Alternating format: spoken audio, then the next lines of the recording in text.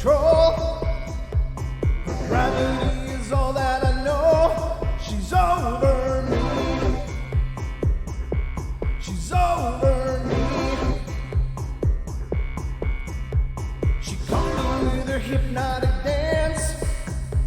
She holds me here with only a glance. She's over me. She's over me.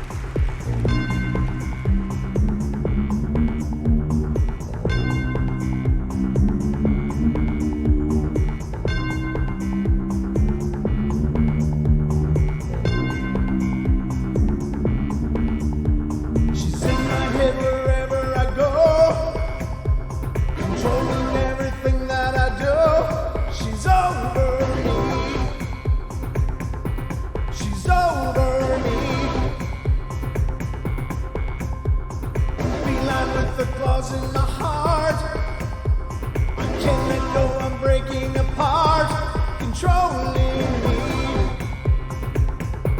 controlling me.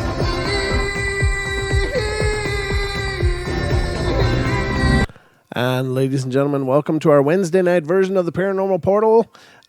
We are, of course, live and unrehearsed, unpracticed, and unprepared usually. But we're here, and we're thrilled to be here with you and to bring you this entertaining form of paranormal living. So don't go away, because the portal is now opened.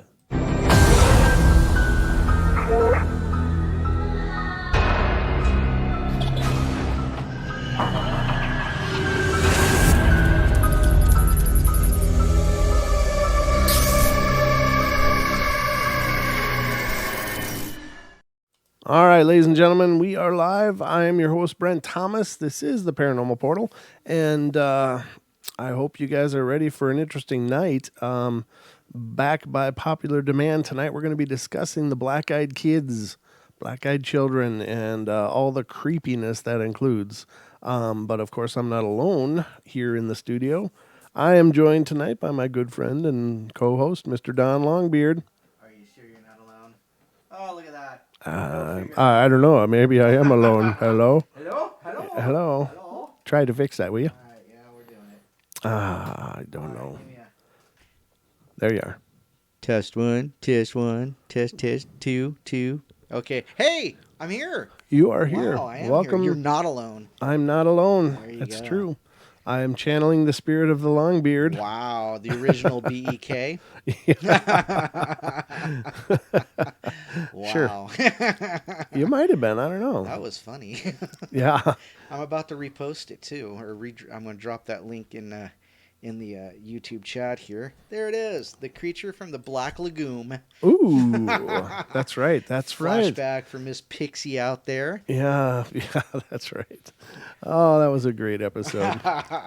But since then, ladies and gentlemen, Don has learned how to pronounce being, which is really good. Beinge. G. G. Yeah. So, welcome to the show, everybody. And we had a lot of requests for this. I just put a poll up on our Facebook page, and if you're not familiar with our Facebook page, it's facebook.com/Paranormal Portal Radio. And if you want to keep up with what's going on in the show, definitely tune in or follow us there, because any show announcements, of course, will be there. But I put a question up and said, what episodes have you enjoyed the most, or what would you like to see more of?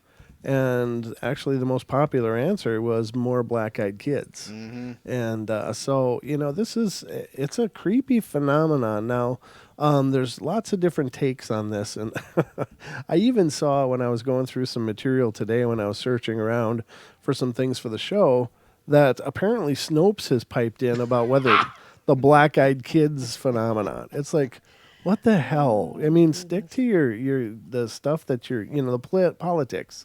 Stick to that kind of stuff. But my God, you're going to start validating or invalidating paranormal phenomena now? Really? Well, they've been doing that for a while. Well, I should say urban legend. They've been Or doing well, debunking urban legend for a yeah. while, and I think yeah, we know how that goes. Snopes has debunked themselves more than anything else. Well, we've I already mean, discussed that. all the drama in Snopes land is pretty scary. All I got to say is one thing: Snopes. It's a big bag of Snopes. So, but there is a lot of garbage out there about this phenomenon as well, and so it's kind of tough to really filter through some of it.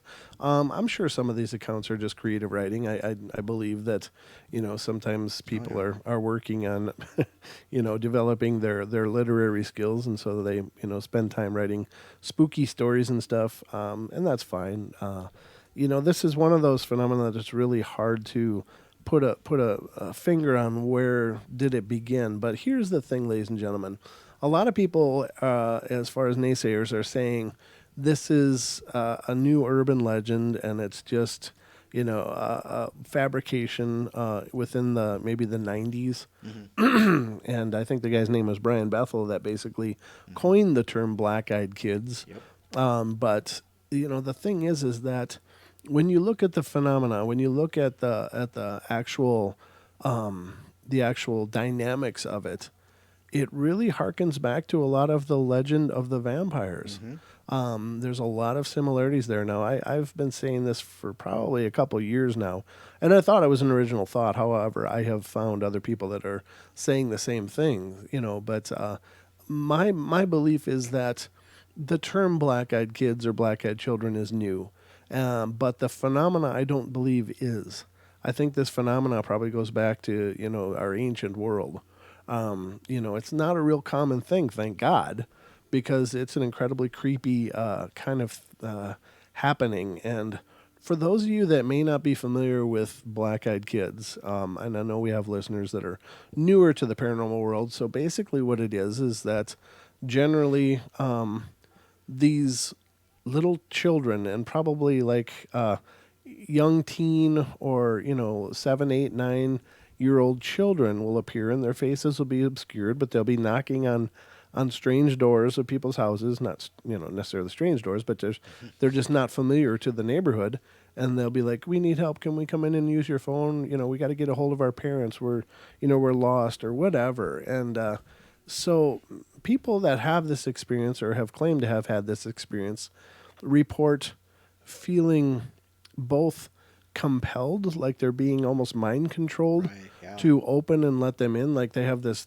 primal yearning to do it, but they also have this primal fear, Mm-hmm. like they feel something's really, really wrong. Well, if little kids are coming at your door at 2 a.m. trying to use your phone, that's already a big red flag to me. It's like, nope. But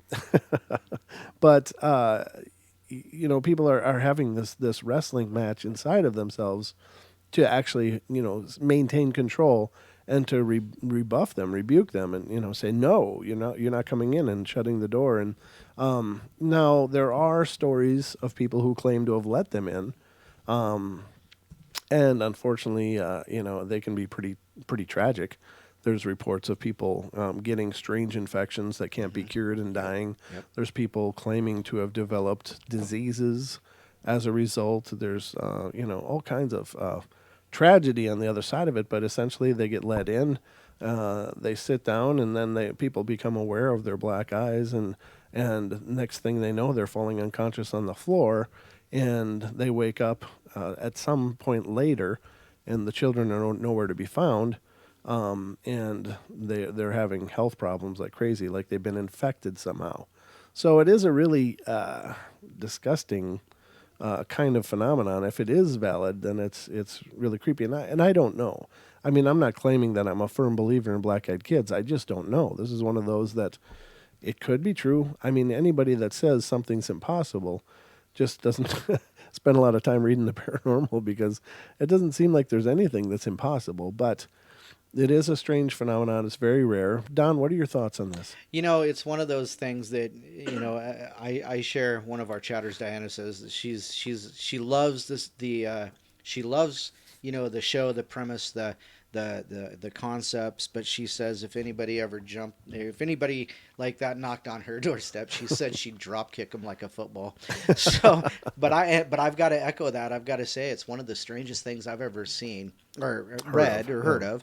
And but I got to tell you, if I ever saw one, I'd probably code brown and go the other way. It's Yeah. no, no. It's a whole big nope for me too. I remember that you said that the first time you heard about it was on the show, and we were discussing it. And you said that it just really made you feel creepy for quite a while afterwards. Yeah, it's one of those creepy ones that really disturbs me. Just talking about it sometimes just really, you get that. People have reported a soul wrecking, feeling. They just report that they just can't. It's just pure evil, and that's how I feel sometimes talking about some of these, because we've come across some stories where. Yeah, you mentioned they come down with different diseases, and we read one story that says like one person's husband came down with like a rare form of cancer afterwards. Yeah. So yeah, no, no, I'm sorry if a little kid's knocking on my door. Well, but I'm one of those people though. I'm like, oh, it's a kid. But if it just don't feel right, it ain't gonna happen. Right. Yeah. And it shouldn't happen. Yeah, no. I'm just, I'm of the opinion that if some child knocks on my door, I'll be calling the police to deal with it. It's like, yeah, come take care of these kids outside my house. Yeah, I'd probably be dead by the time the cops got to my house. Where do you live? I live out here. We don't know that place. Well, yeah, nobody knows where you live, Don. That's the way I like it. Out in the Yukon. Yeah. Oh, well. Yeah, they'd probably end up in your freezer anyway. The basement meat. My freezer's big enough for a family of 5, right? I wonder who measured that out. A family of 5. Yeah. That's so disturbing. Diana says, that's what I love about the subject so much. It creeps me out so much. It really does. Yeah. It's just one of those things that, it's a diabolical thing. If it is a valid phenomena, you just think about it. We as adults are just like genetically programmed, if you're a normal person, to help children. Normal person. Right. I mean, there's all kinds of twisted people out there, and I don't mean to imply that it's universal, but, if you're a normal adult, you see a kid that needs help, and your heart just opens. It's like, oh, my God. And that's why demons, I think, choose to appear as little children, because it's like, sure. They open themselves up immediately. But, so you want to help. But then the other side of it is like what a masterful plan of predation. No doubt. To appear, and I'm sure that they're not actually little children. I'm sure that they're these ancient beings, if they are indeed there. And what a great way to just get people to be disarmed. Now, no doubt. What's cool though is that people seem to have this ingrained response, like this ingrained. I don't know if it's a premonition or if it's an intuition or what it would be, but people just always report feeling just gross, like, oh, right. Just get it away, get it away, get it away. So some part of us seems to pick up on the fact that these are not natural things, that they're completely unnatural, and that they're, and who knows why that is. Right. I guess that's the good thing. That's the saving grace of it. So. But I think it's a great topic for discussion. Now, again, if you believe in the paranormal, I mean, if you believe that, people that are long deceased can appear and interact with you, and if you believe that there are beings that come across vast distances of space to pull people up in their craft and cut apart, animals. Right. And if you believe that there's a hairy hominid or several different hairy hominids out there and little people, and if you believe all those things are possible, and if you believe one of them is possible, then how can you say the rest isn't possible? Sure enough, yeah. So it's like, at what point do you go, well, I believe all of this, but that no. Right. Yeah. Does that even make sense? Because the whole idea behind the paranormal is that it's just not normal. That's like literally, it means not normal or beyond normal. Beyond normal, yeah. Right. So it's any of this stuff is possible. It's like, but it's like I always say, I'd be more willing to accept the idea of cryptids and aliens than ghosts and ghouls and things like that. But Right. I mean, and it's kind of to the point what you just brought up. If you believe in one, how could you not believe in the other? Right. And I don't know. Like I said before, it's just the tangibility of it. Can I touch it, see it? And can I avoid it? you know, Yeah. Can I get out of its reach? yeah, please. Somebody said scary from a distance, the best kind. I think that was Strip Bear that said that. So it's that's the best kind. Yeah, way over there. Stay over there. Stay way, way, way over there. Now, and ladies and gentlemen, we've covered this a few times in the past. So, if we end up repeating stories and stuff that you may have heard on another episode, I am sorry, but the information out there, while there's lots of it, it's there's not a lot of firsthand accounts. Right. So, I'm gonna just read. I'm gonna read this one interesting story that I found, and I thought this was incredibly interesting, and I'm gonna actually put it on the other screen here so you guys can see it. And this comes out of apparently out of Australia, and I'm just gonna. It's from news.com.au, and let me pull it up and get it on the screen. So this is one. And now this black-eyed child returns to terrify a town more than 30 years after she was last seen. 30 years. So, so again, these, even though they appear as children, do they age at all? If they are indeed there, do they age? So it says sightings of a specter known locally as the black-eyed child have returned to haunt a beauty spot after the specter was last seen 30 years ago. When the child was last seen, she sparked worldwide interest and is today a cult internet sensation. Latest descriptions of the girl, which has coal black pits for eye sockets, are identical to those chronicled in the early 1980s. UK's Birmingham Mail reports. The spectre, as having black eyes with no iris, no white, nothing, has been seen again in the area of Cannock Chase in the Midlands. Alerted by what sounded like screams, a shocked woman came across the wandering, sightless specter while walking in Birches Valley. We instantly started running towards the noise, she said, and we couldn't find the child anywhere, and so stopped to catch our breath, and that's when I turned around and saw the girl stood behind me, no more than 10 years old, with her hands over her eyes. It was like she was waiting for a birthday cake. I asked if she was okay, and if she had been the one screaming, and she put her arms down by her side and opened her eyes. Jeez. That's when I saw they were completely black. No iris, no white, no nothing. I jumped back and grabbed my daughter, and when I looked again, the child was gone. So that's all kinds of creepy. Now, that sounds more like a spiritual thing, though, like a spirit. And that's where it gets a little bit confusing because, of course, many people report seeing apparitions that have black eyes. Right. So are they the same thing? Are they all just apparitions of some kind of spirit, or are there different distinctions there? Now, what is different to me and what makes this a distinction for me is that I think that there is a physical variation of this in that people have reported seeing footsteps tracked in the snow up to their door. It'll be like 3 a.m. or 2 a.m. or whatever, some ungodly hour, and they'll get this knocking on their door. So it's a very physical phenomena that's happening. Okay. And then they hear the knocks on the doors. Now, spirits, of course, can knock. That's not unusual, but spirits usually don't leave footprints in snow.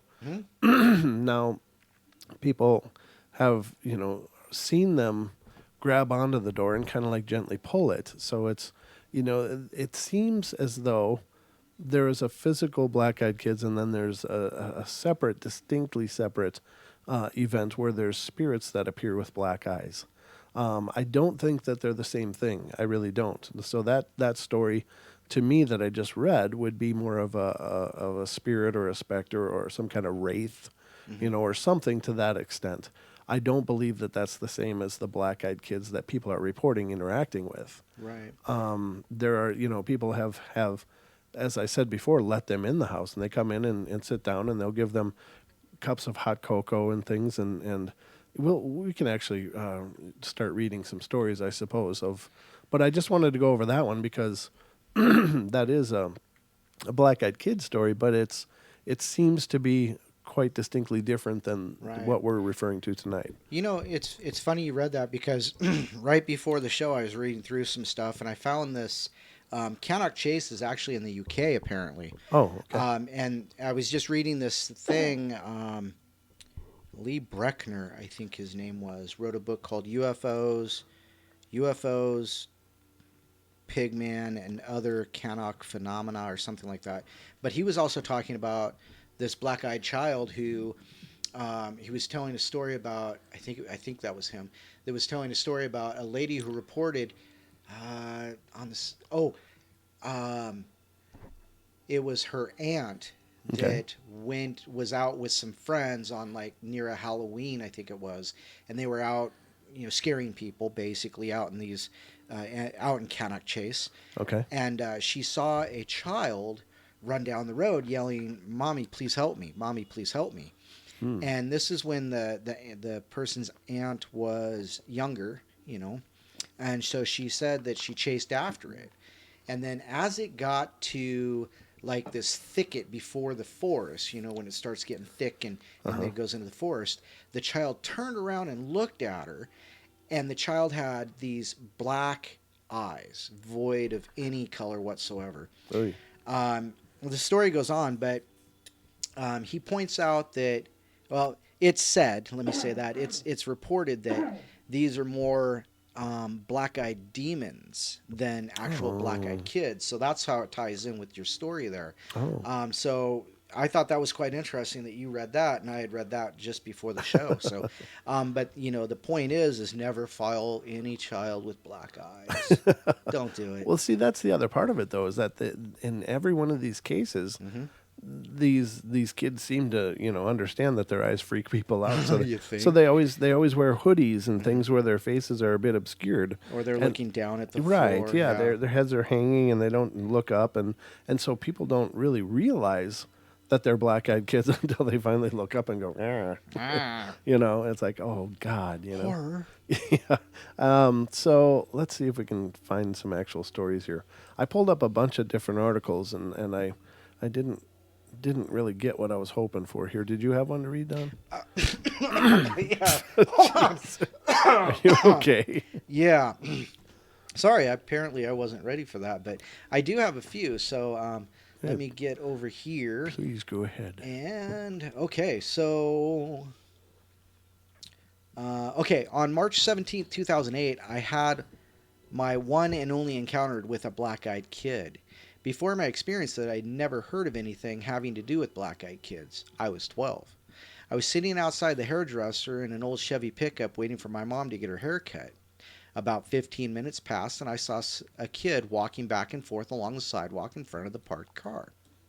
At first I thought I recognized him as one of my friends from school, so I banged on the front windshield until he looked my way.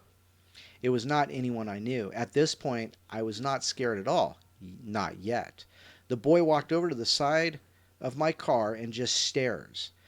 I think to let me get a good look at his eyes, to freak me out. Let me tell you, if you had never seen a black-eyed kid, you have no idea what to imagine.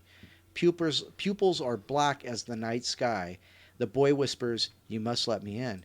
And then I locked the car doors and ducked down in the space between the seats. 5 minutes later, he was gone. When my mother got in the car, she told me a boy with black eyes had come into the hairdresser's and had insisted for my mother to give him the keys to the car. She refused. Thank God she did. Mm. Yeah, so that's a similar story. As a matter of fact, the Brian Bethel story is similar in the sense that he was in his car and one of the two kids that were there walked up and knocked on his door. So that was like Yeah. the progenesis to the whole thing. you know um, uh, this one time in early 2010, I was walking home from work and found myself escorting a lady to her car. She asked me to escort her, hoping I'd talk her hoping hoping I'd talk her into a drink or two. I already had a few myself. I did get a number, or possibly get. I'm not gonna lie, she was kind of hot, um, but she looked scared. I kept walking with her and was trying to at least she, coax out of her what she was so worried about. She would only comment about some really creepy looking kids who were following her. Oh, beings, we were in downtown Seattle area. This could amount to nothing. Seattle. Hmm. So we kept walking and talking. I kept looking behind us to see if the little guys were in tow. Nothing popped out of the ordinary. Then she grabs my arm really hard, whispers, "That's them." They were about a half a block in front of us, just standing there looking at her. Ooh. So I do the prudent thing to do, which is to cross the street. I make sure I lock eyes with the big one, and keep in mind, once I get the lady to her car, that I give them an earful about being a couple little brats for scaring a lone woman in a metropolitan area. I didn't get scared or anything, but did notice something strange. They didn't break eye contact with me. Mind you, I don't look like the kind of guy you want to mess with. Honestly, it's an unconscious front for me. I'm a bit shy. My looks remind people of either a skinhead or a club bouncer. The black tanker boots and Van Dyke mixed with uh, the above don't make me look like a people person either. People break eye contact with me constantly. These kids didn't. That was a red flag for me. I finally got this woman to the car and she said thanks. I made sure to tell her where the local police station was. Um, well, and there you go. That's the end of the story there.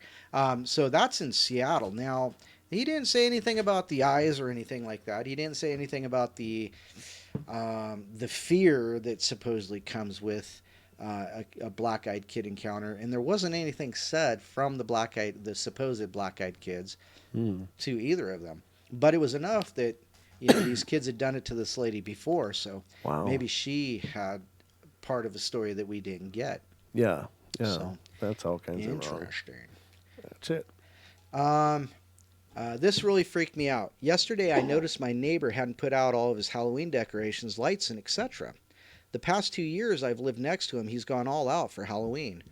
I don't know him well. He's younger, single, but I know he likes kids, not in a creepy way. His brother and sister-in-law and their kids are always visiting him, and he plays with the 3 young nieces and nephews out in the yard. So anyway, I got home from work and was walking up my driveway, and I saw him outside and said something like, "Hey man, you better get your Halloween stuff up, or the house across the street's going to beat you for best decorations." He kind of smiles sheepishly and says he's actually going to keep his house dark this year and just put candy out. I asked if he was going out of town. He said no. Something happened last year that really scared him. Now I was concerned for my own safety if some weirdos were coming around our neighborhood, which is a pretty safe neighborhood with tons of young families living here. So I asked him what happened. He said last year he had his brother's family over so they could trick or treat in the neighborhood since they live in an apartment complex that doesn't do much for Halloween. He had a bunch of kids come to the door like always. His family took off around 10:30 and there were only a few trick or treaters, but by 11:30 they were pretty much done. So he was inside watching TV and the doorbell rings. He grabs the candy bowl and heads over, notices it's a little past midnight, and that's pretty rude for trick or treaters to still be out. But then he notices he hadn't turned off his decoration lights yet, so his house was still a beacon. He swings the door open and is about to yell "boo!" but something to freak them out, but stops dead when he sees the kids at the door. He said one was probably around 13 or 14 and the other around 16 or 17, both boys. They weren't dressed up, but he remembers the older one was wearing a flanneled checkered shirt. He was immediately overcome with uneasiness, like opening the door was a huge mistake, you think. They just stared at him and he noticed they had really big irises and dilated pupils. He couldn't even see the whites of their eyes, so he figured they were contact lenses. He was frozen there holding the candy bowl like he couldn't slam the door in their face as much as he wanted to. So he nervously tried to smile at them, hoping they would break character and ask for candy or something. The younger one said they had gotten lost and needed to come in to use his phone. Mm. That was when he closed the door more than halfway and said, "No, sorry." The older one said something like, "Can we just wait in your house until our parents come get us?" No. Bum, bum, bum. But by then, he was convinced that his life was in danger and these kids must be high on something or intending to rob him. And he just kept mumbling, "No, sorry, good night," as he inched the door closed and locked it. He told me that he was so scared at that point that they were going to try and break in through one of his windows or something, but he looked through the peephole and they had turned to leave.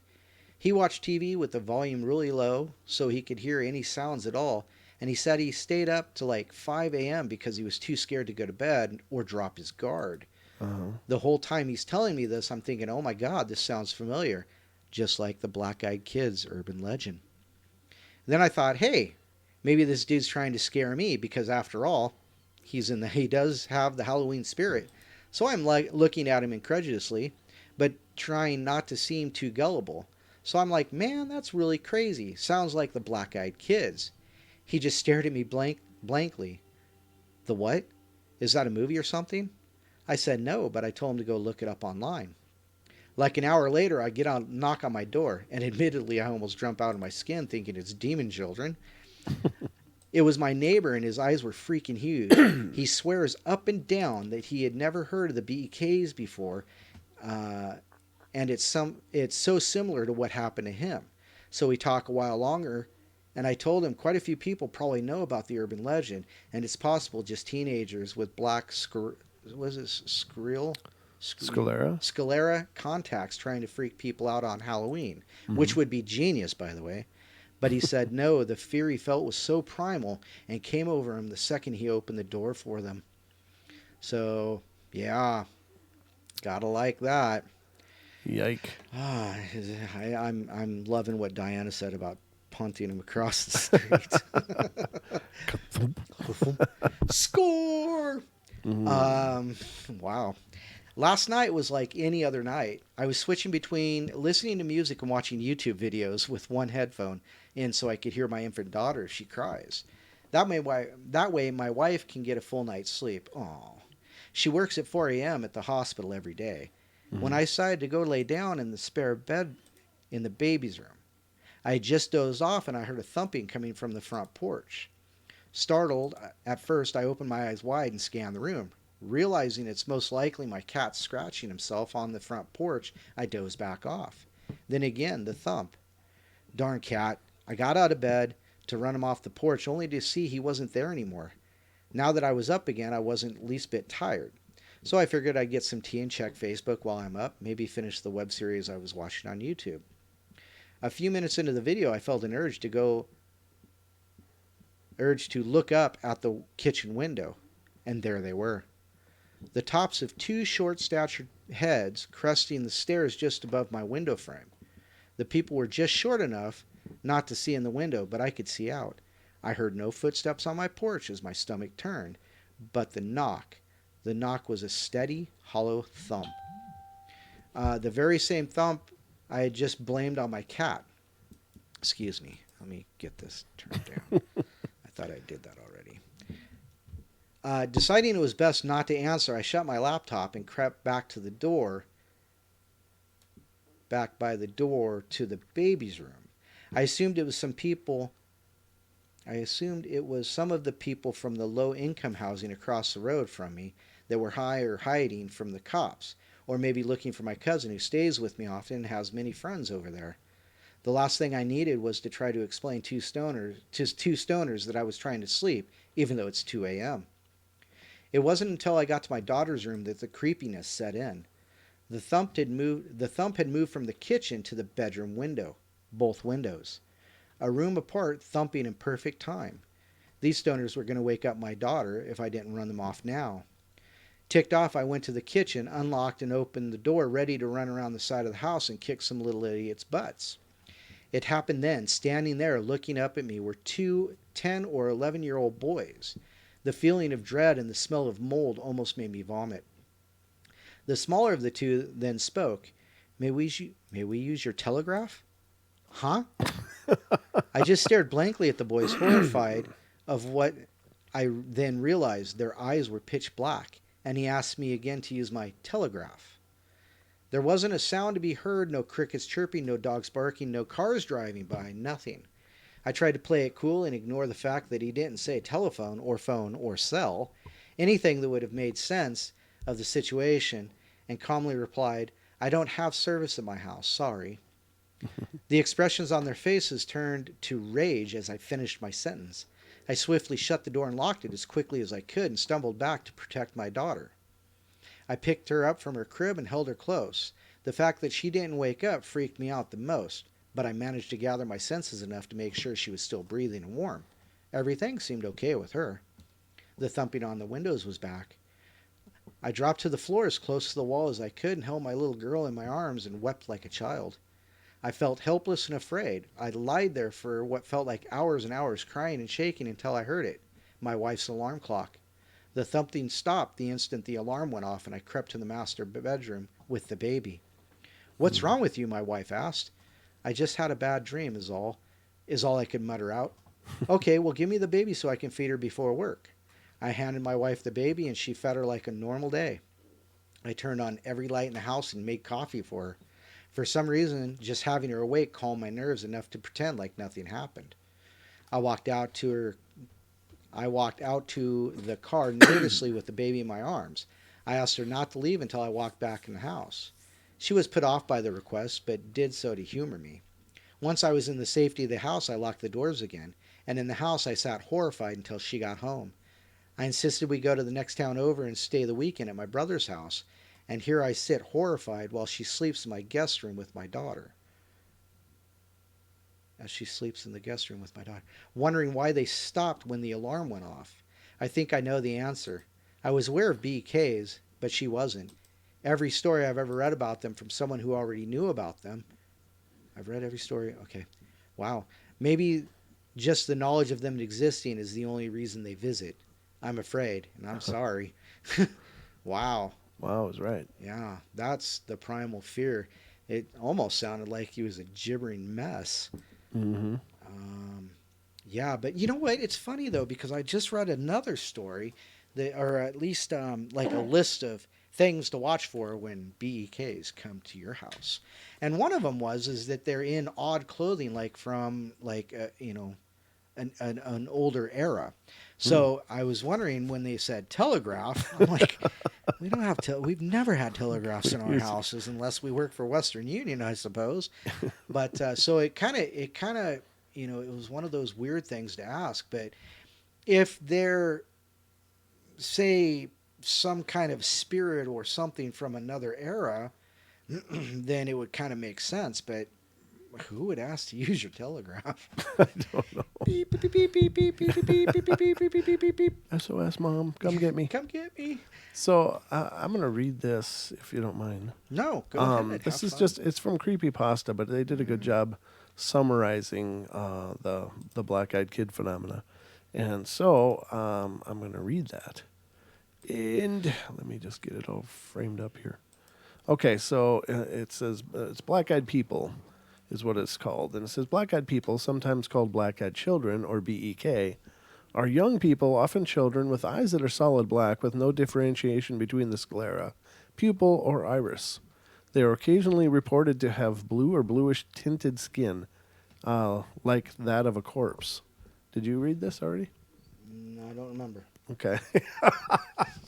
There's been a few. So, those who report encounters with them often feel that the children were somehow supernatural and extremely dangerous, though they could not explain why. Often they can be seen playing games or singing nursery songs. This old man, long legs, or he jumped into a bramble bush. And they are usually near abandoned or deserted areas. Sometimes the reports talk of them appearing at one's doorstep, usually alone or in a pair, and they appear to be unusually confident, yet shy children who avoid your gaze and look down, hiding their eyes but speaking with an eloquency far beyond their apparent age, which could account for the telegraph. Often using mannerisms and speech patterns of an adult, they occasionally even possess the voice of an adult as well, and they will usually attempt to talk to the victim and into allowing them into their entry into their home to use a telephone or to be safe from some unspecified danger. And occasionally, when seen outside the home, they will immediately stop their play and stare at you, or, if possible, approach you, ask for a place to stay, or trying to talk you into giving them a ride home.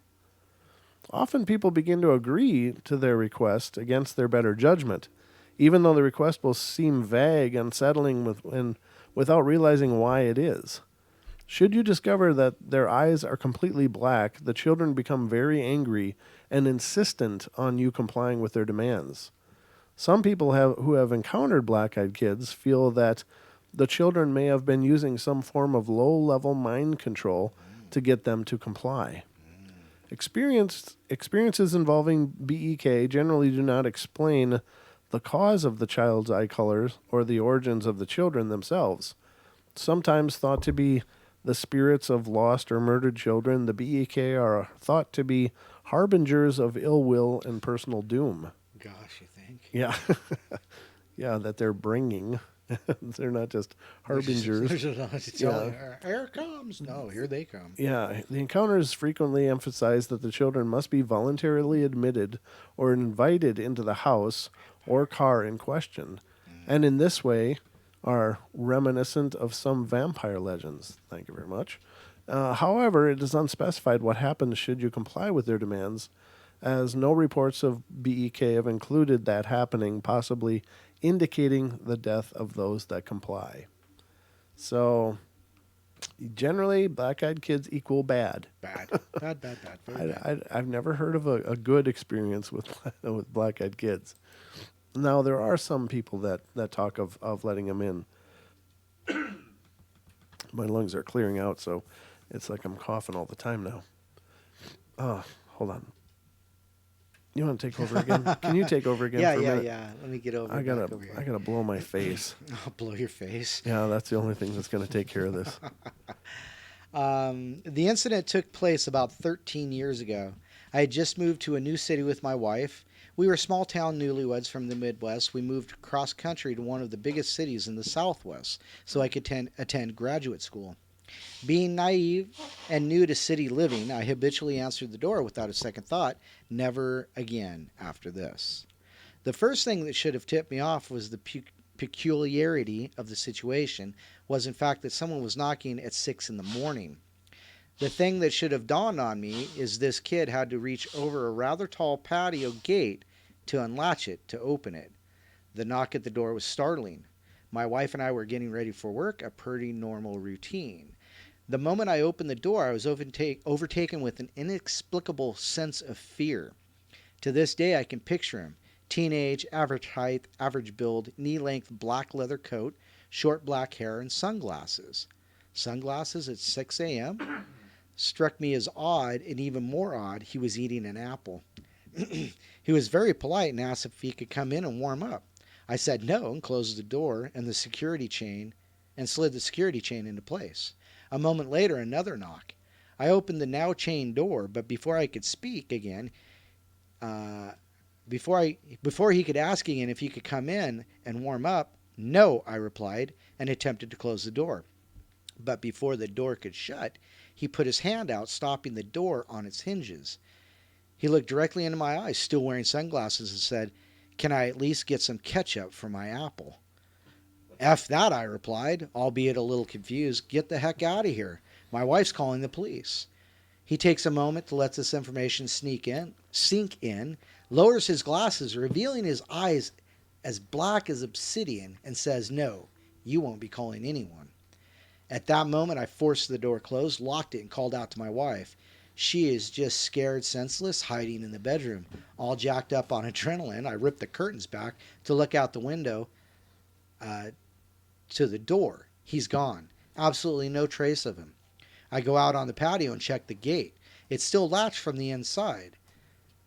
What the heck's up? I think to myself as I turn to enter the house. I notice a half-eaten apple lying on the ground. Oh, Nice. that's awful creepy. No, I don't think you'll be calling anyone. Oh my God. That's so very confident. Oh, wow.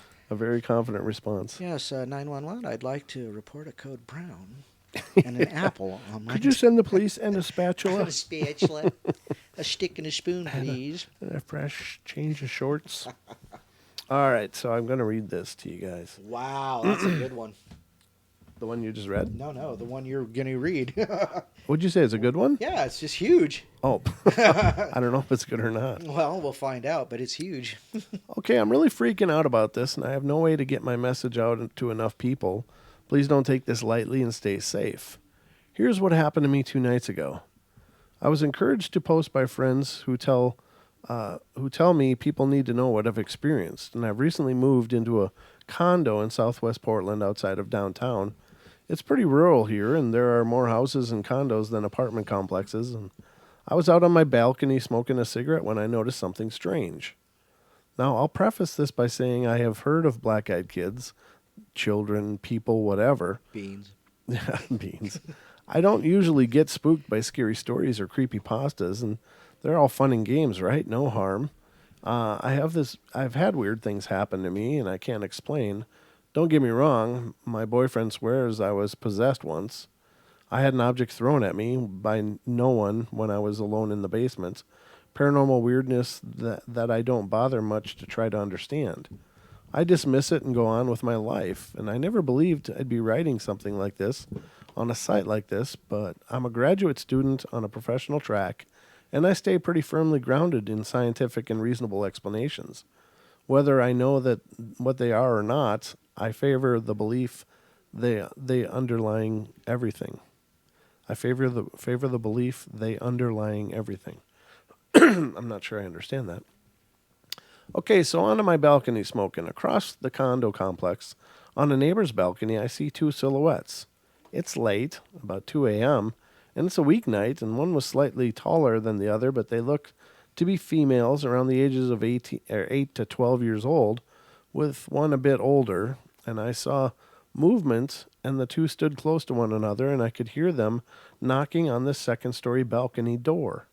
My light was off, so aside from my cigarette burning, I don't think anyone else could see me well enough to know that I was there. And once I saw them, I was frozen stiff. I don't know why, but as soon as I could make out the shapes, I felt an overwhelming sense of terror, like something imminent and dangerous was preying on me, and I couldn't move. After some time, 10 minutes of paralyzing fear, and listening to their knocks, the light in the condo came on and someone opened their blinds. I was afraid for them. I wanted to yell to the neighbor to stop, but it was more afraid that they'd see me, and I couldn't explain it, but I knew I didn't want them to know I was watching. The neighbor stepped back, and I think confused and apprehensive. I could understand why. I heard the voice of the taller one, and it's burned in my mind. I was completely accentless, and it seemed to be void of any life or cheer. Like a kid is usually happy sounding, even when they aren't very happy, but it was so weird. I know it wasn't the voice of a child or a person. It wasn't human. Something in this voice was wrong. I couldn't hear exactly what she was saying, but at one point the smaller one turned around and stared straight at me, like she knew I was there the whole time. I wanted to pee myself. Still paralyzed with fear, I couldn't move. I saw pale skin and huge black eyes, and it was dark. It was far, but I know what I saw. When she turned the light on from inside the neighbor's balcony, shed light on them so I could see well enough to know her eyes were pitch black. Her clothes were strange and old, outdated, and she was expressionless. The neighbor had the door open only an inch or two, and her hand looked ready to slam it shut. The taller girl became angry, and she seemed as though she was going to make her way through the damn door. Sorry. Just, ugh. The neighbor slammed it and locked it hard. I could hear the fear of that woman with the intensity in which she locked that door. She stepped back from the door, leaving the blinds drawn, and I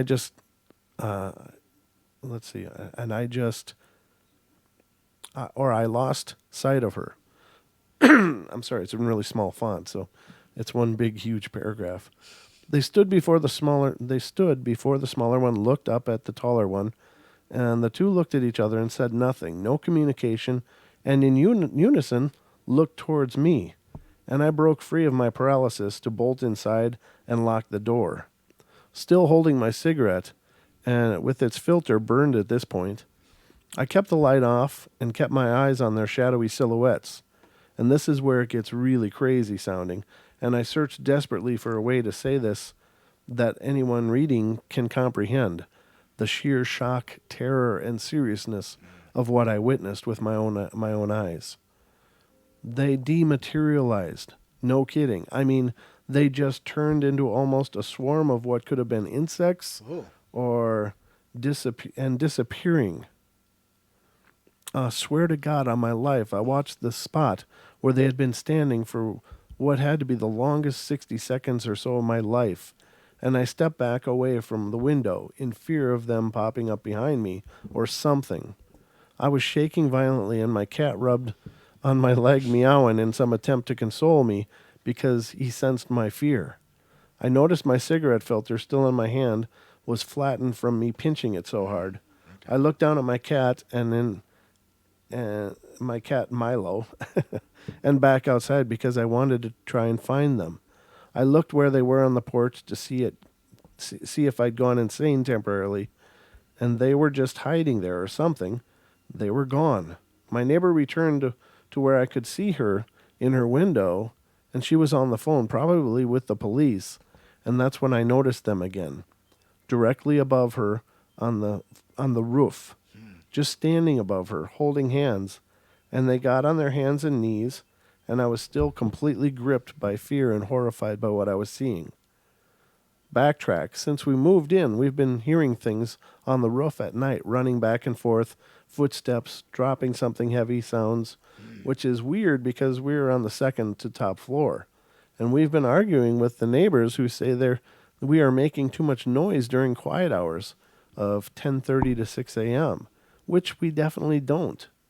I'm always sleeping due to medical school, and my boyfriend stays up late, but always by himself, and we don't have a TV, so he just reads and looks up stuff on his phone.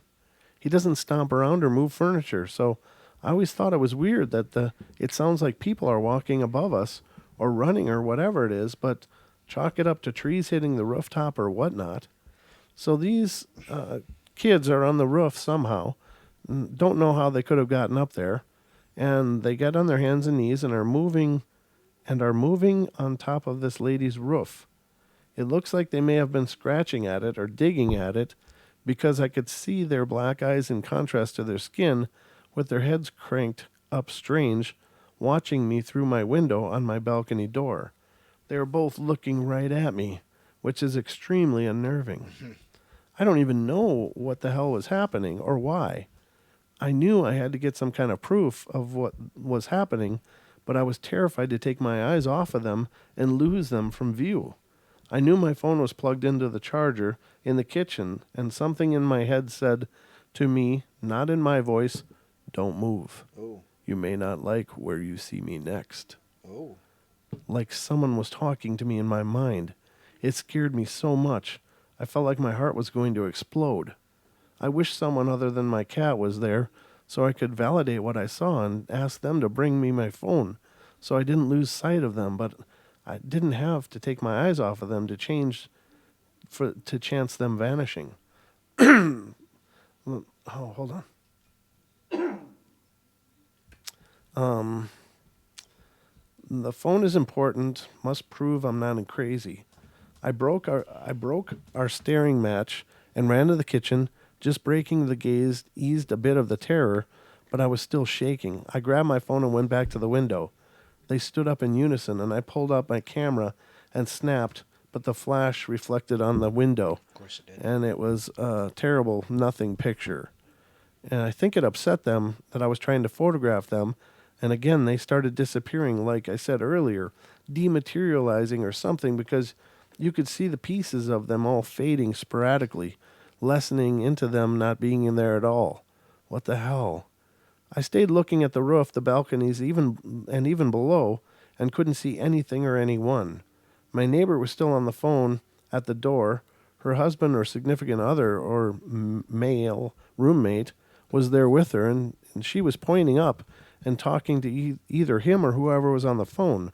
She pointed outside and stomped her foot. He was shaking his head in what seemed like disbelief, and she passed him the phone and left my line of sight into her condo. I wanted to go out onto my balcony, but I was still very afraid. It felt wrong, sick to my stomach from the intensity of the experience. I told my boyfriend about it, and he came home, and he was very freaked out. He's never seen me get upset to literally tears about anything, and knows I am a die-hard skeptic of aliens, ghosts, or anything paranormal. I dismiss every photo or video as a hoax and just think with everything anyone can do technology wise today, there has to be a reasonable explanation. Not for this.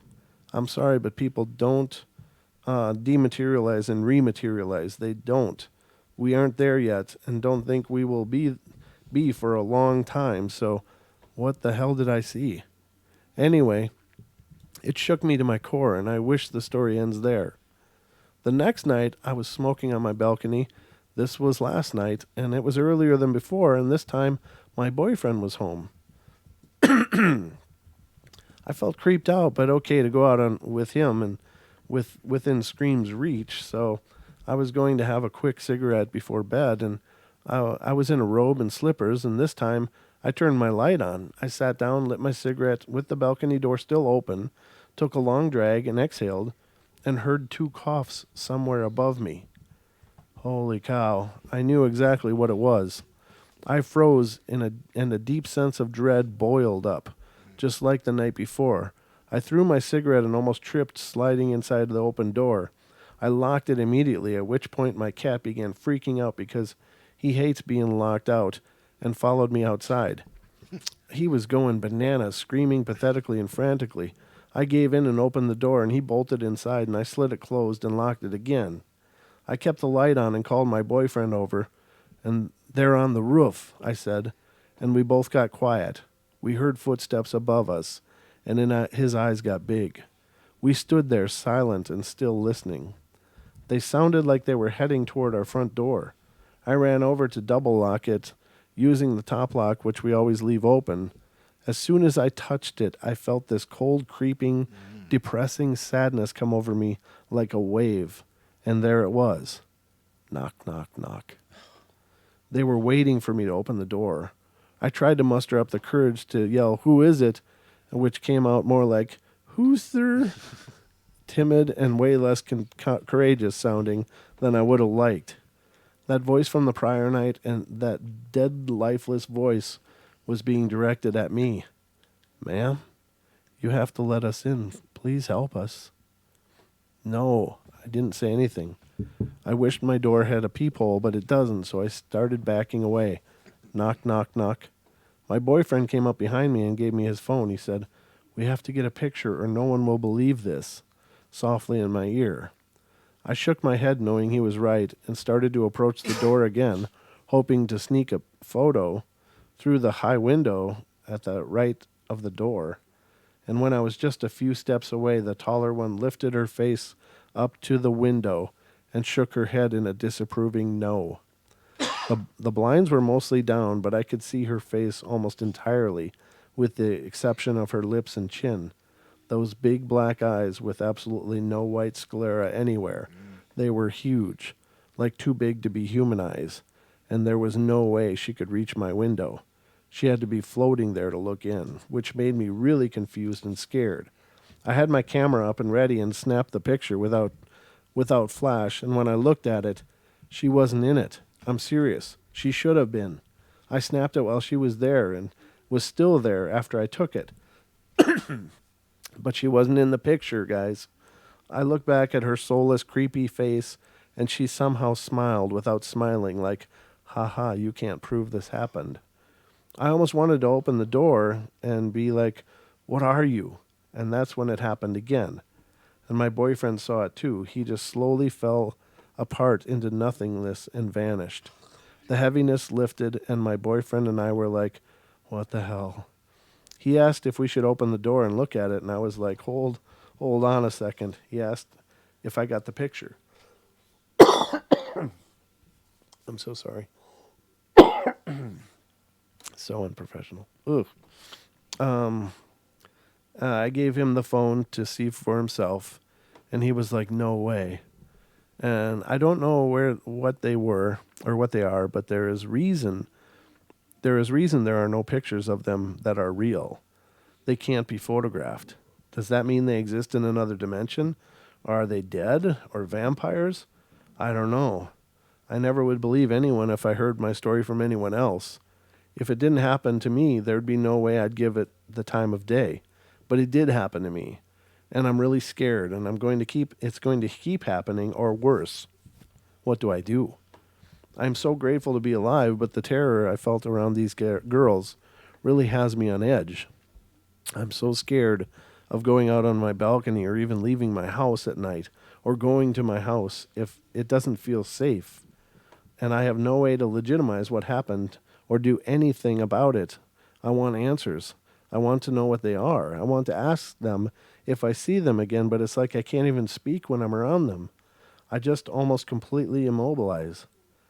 How does someone can combat something like this? It's like something from a I think Stephen King novel, but she said Stephen novel. But it happened. It actually happened. I feel like they're really.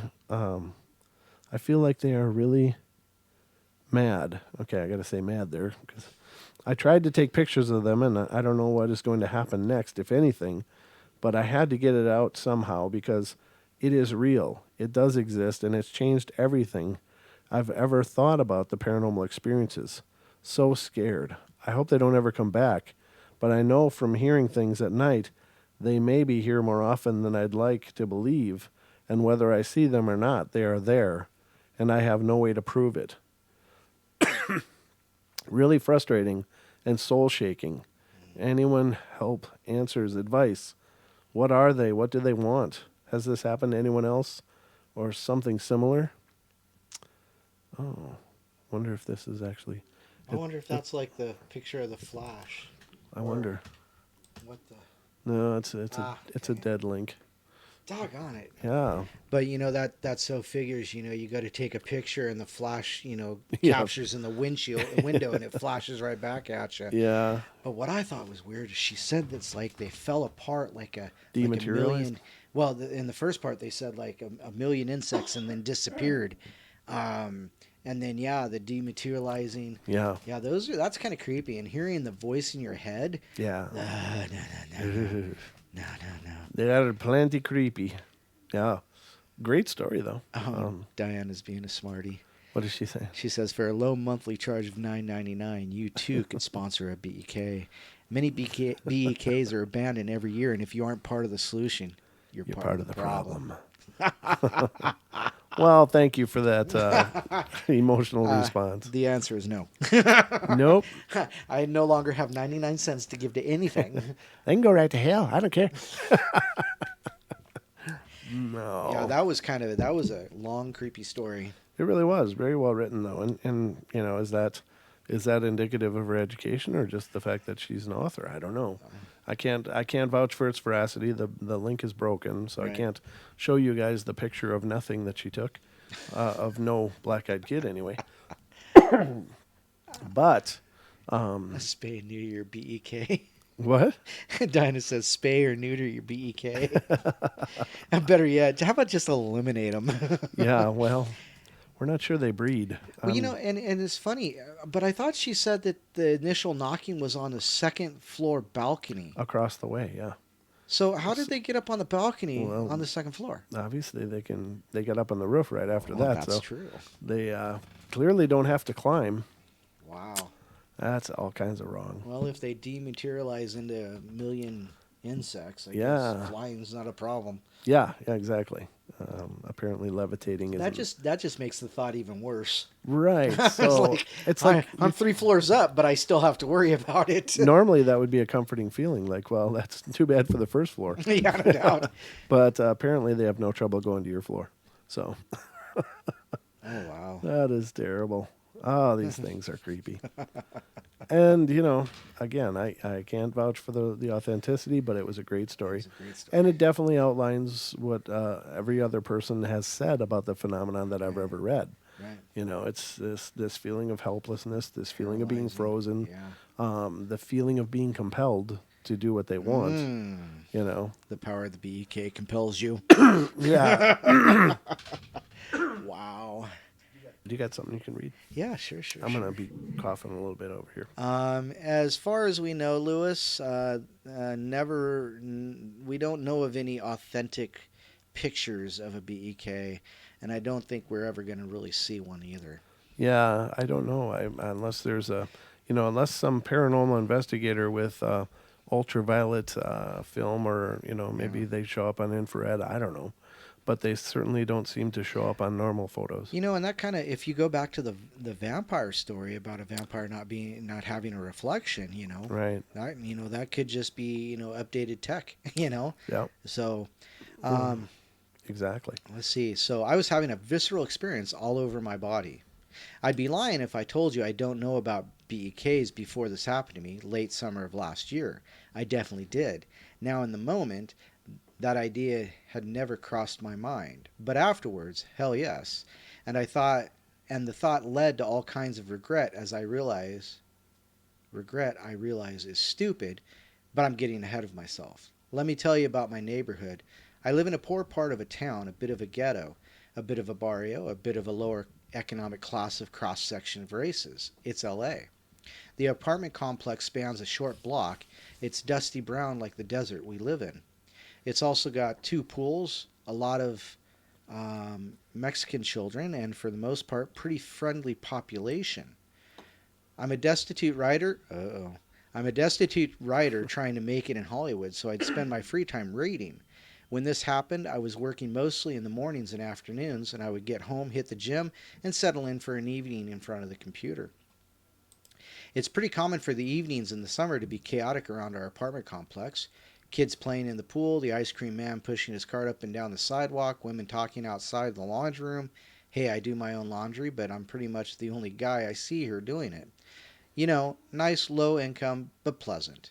Like a mixed race 21st century version of a 50s sitcom. And the people will knock on your door, sometimes to borrow something. I cook, so my neighbors pop by to find out the origins of the great aromas wafting from my kitchen window. Sometimes I sometimes for a little help working on a broken down car, but mostly kids selling candy bars or Christmas wrapping paper, or jittery tweakers selling magazine subscriptions, Jittery tweakers. or people They're selling. nearly as creepy as black-eyed kids. Yeah, well, now, or people selling bootleg DVDs.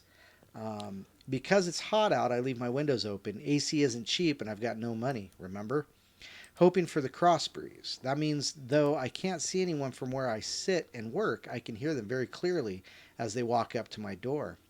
When I heard someone knock, I answered it. Besides Besides buying the occasional candy bar, I smile politely, decline, wish them a nice day, and send them off. No big deal. That evening it was quiet, which is strange in and of itself. I should have at least have been able to hear the distant sounds of ranchero music.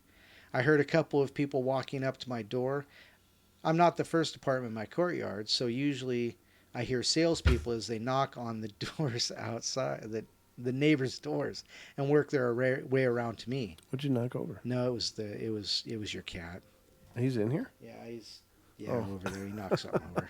I just thought, oh, no, that's not a. No. Anyhow, I thought it was you. I didn't know no. the cat was still in here. Yeah, he was just trying to reach the doorknob. He's a little BEK himself. Yeah, he's all kinds of. Let's see here. So, but not this time. Whoever it was rocked right up to my door and knocked. I got up to answer it, reaching for the door handle when a chill went through my body like I've never experienced. A cold tightness in my chest. I halted my hand movement toward the door handle and placed it flat on the door as if I was feeling for heat from a fire. I have a peephole on my door, but it never crosses my mind to use it. I stood there with my hand flat on the door and listened. They knocked again. I don't scare easy, and I wasn't exactly afraid, but I was having a visceral experience all over my body, a base fear reaction.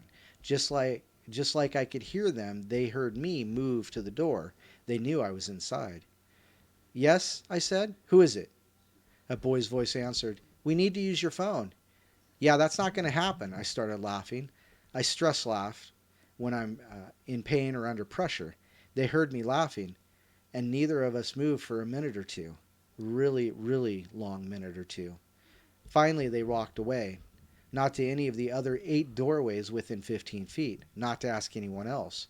Before they could have gone more than a dozen yards, curiosity reasserted itself, and I yanked the door open, running after them to see who it was and where they were headed. The courtyard of my complex is completely empty. Afterwards, I thought the experience fit the stories of black-eyed kids, and I kicked myself for not opening the door. Coming face to face with black-eyed kids, how cool would that have been? Oh my God. Yeah. But then I remember that feeling, my skin crawling, and a certain knowledge in me that at that moment there was no way in hell I was opening that door at that time. Mm. Yeah, no doubt. Now, getting back to what Lewis was saying, actually, remember that Oh, investigator the that video where he called him into the porch. Are you talking yeah, about that? the one that stood Yeah, I outside his forgot window for about like that. 3 hours. Yeah, he was on his back porch because he put out like a mating call or something. Yeah, he apparently had been researching the black-eyed kids, and again, it's his version of what happened, but the man played it really loudly over his computer, and had a camera pointed out on his back porch, and sure enough, out of nowhere comes this kid that has all black eyes, and he's just standing there and stays standing there for several hours, but it's like a staticky kind of noise that he played that apparently lured one in, and you'll have to look on YouTube to see if you can find that. Yeah. Unfortunately, I don't want a copyright strike, so I'm not going to play it for you guys, but it's out there. I forget the researcher's name, or if you can find a reference to that, Don, Yeah, I'm to going to let look it people up in the right now. let people know in the chat if they want to check it out after the show. We don't want you leaving while we're still doing this show, of course. That's the first time I've been able to do a homer in about a week. Wow. Kind of. It was kind of a homer. And so let's see. I got a few of them here. I don't know. And again, ladies and gentlemen, I know one of these stories Don already read. It's the Halloween one where the guy got scared. Oh, yeah. So these stories are repeated all over the internet, and that's the problem. So no matter how many pages we pull up, there may be duplicates in here. So I do apologize if I start reading one that's already been read. But in January 2016, a woman in Vermont made a tragic mistake of letting 2 black-eyed children into her home. Did you read this one, Don? A woman letting children in, or no? Not today. Okay, good. A blizzard was raging outside when she heard a faint knocking on her front door. A boy and a girl stood there, shivering, begging to use her phone. Unnerved by their presence, the woman nevertheless let them in and went to retrieve her phone. After the children walked into the light of the family room, the woman realized their eyes were completely black, and as she stared at them in horror, her husband's nose began to bleed at the same time that the power suddenly went out. Now, this one I know we've read on another story, or another show. After, like what felt like an eternity, the children spoke in unison, saying their parents had arrived. The woman watched as the 2 quietly left her house and entered a nondescript black car with a man in a suit. Not long after the strange encounter, the woman's husband was diagnosed with severe skin cancer. The woman began to suffer from irregular nosebleeds and an onslaught of other medical issues, and she's convinced her failing health, along with her husband's, is the result of the black-eyed children she unwittingly let into their home. Very terrible. And isn't that creepy? That we want to help kids. I mean, it's just that human. Right. It's just being human. So creepy. It's like, wow, way to totally take advantage of that. Yeah, no doubt.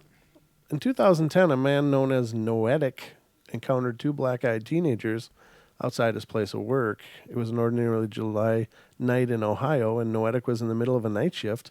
Craving a cigarette, Noetic stepped outside the building and noticed 2 teenage boys across the street. As he smoked, he realized that the boys were staring at him.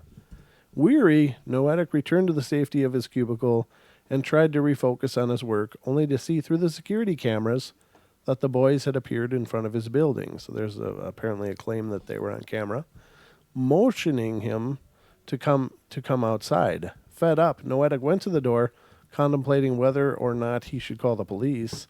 As if they had read his mind, the boys insisted that such an action was not necessary. All they needed was to use a phone. Noetic refused. He watched in horror as one of the boys continued to stare up at the security camera. while the other ventured to the back of the building, watching the cameras as though they could see him, know what Noetic was doing. With frayed nerves, Noetic contacted the police, watching the teenagers on the video feed the entire time, and when the officer arrived at the scene, he could not locate the teenagers anywhere, despite the fact that Noetic never tore his eyes away from the video feed. So, again, disappearing. So this one is from 2008, March 17.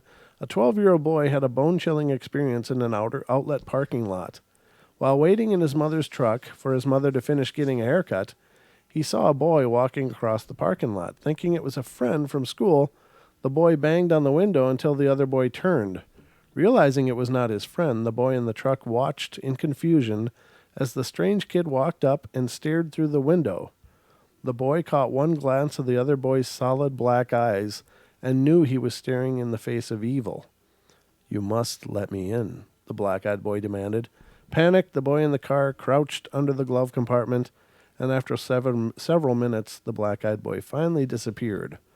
When the boy's mother returned to the truck, she informed her son that the black-eyed child had come into the salon demanding the keys to her vehicle. Thankfully, the boy's mother did not give in. So, did you hear that? Mm-hmm. He demanded the keys to the vehicle.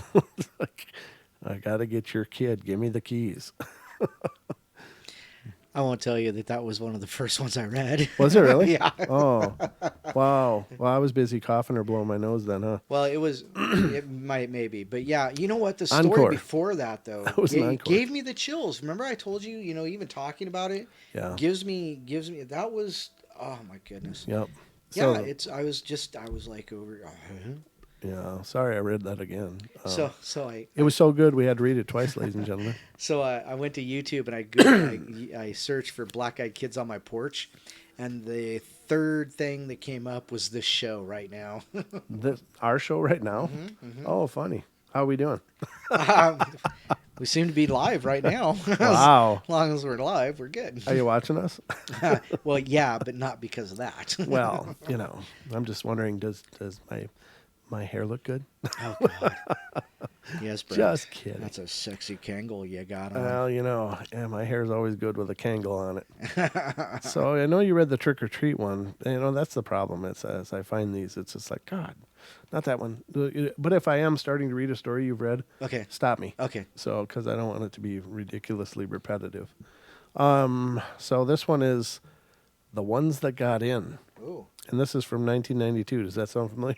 No. Okay. Not off the top of my head, at least. November 19th, 1992, a man was watching Evil Dead while his wife and children were sound asleep in their rooms upstairs. It was 1:30 a.m. when he decided to head to bed after the movie was over. Suddenly, there was a loud pounding on his front door, and what stood behind the door would change his life forever. There stood a boy and a girl, 8 and 11 years old, respectively, who never looked up and were standing barefoot in the Michigan winter. Despite his anger, the man allowed the children to enter and allowed them to phone their parents, but when he went to lend them the phone, they were gone. In the dead silence, he heard the first scream coming from one of the upstairs bedrooms. When the man reached his wife's room, he was met by the devastating sight of his wife in a pool of blood and terrifying sounds of bone snapping and flesh ripping, Oh, my God. and saw the bare feet of children he had just let in his home. Before he could act, the bare feet children moved swiftly to his kids' room and locked the door. Ugh. Despite the man's best efforts, he could not help his children and stood helpless behind the door while the act was done.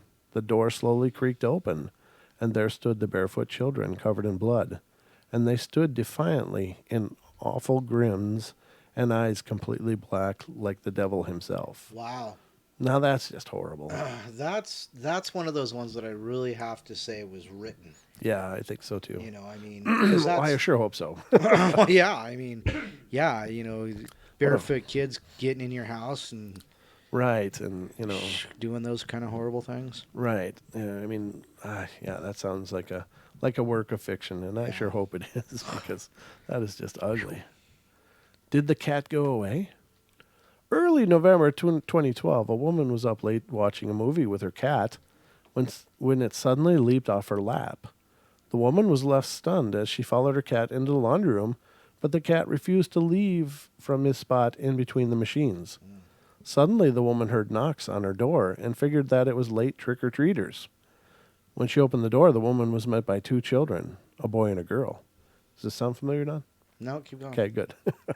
However, there was something strange about the children who just stood there, looking into her house. They weren't even wearing costumes or holding any buckets.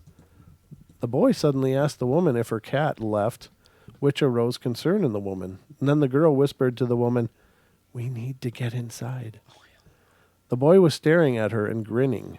Feeling fearful, she noticed that their eyes were completely black. The woman shut the door and called the police. The police only found footprints that led into the forest behind the woman's home. It wasn't until months later that the woman found a makeshift bed in her gardening shed. Whoa. What? Huh? Brr. Zoinks? Like Zoinks, Scoob. Yeah. Yeah, that's creepy. So apparently they were hanging out in the shed. I don't know. He's just chilling. Not in the middle of nowhere. This is the last one on this page, I think. Yeah, I guess so. On Thanksgiving 2015 in suburban America, a woman was enjoying the holiday on her own in her house when she heard a knock. It was around 7:30 p.m. when she heard a knock on the door. Believing it to be her neighbors, she opened the door without looking. However, there stood two boys outside her door with an eerie stance. They avoided any eye contact but kept insisting to enter the house. The woman became hesitant, which is when the older of the two boys became persistent. It is here that they finally looked up and the woman noticed that they had completely black eyes. She shut the door on them, but they continued to knock on the door. Eventually, she fell asleep during the early morning with all the lights on and the TV playing, but when she woke, she found all the lights turned off and the TV filled with black and white static. There had been someone or something in her house. Ouch. So there's a whole bunch of them. Ouch.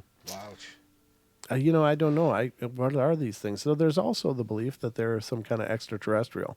But I have to wonder, it's like if they are truly extraterrestrial, it's like, why would they run around and knock on people's doors? Yeah, when they can just, disapparate into your house through your window. Yeah, exactly. It's create a portal and ectoplasmically goo themselves in.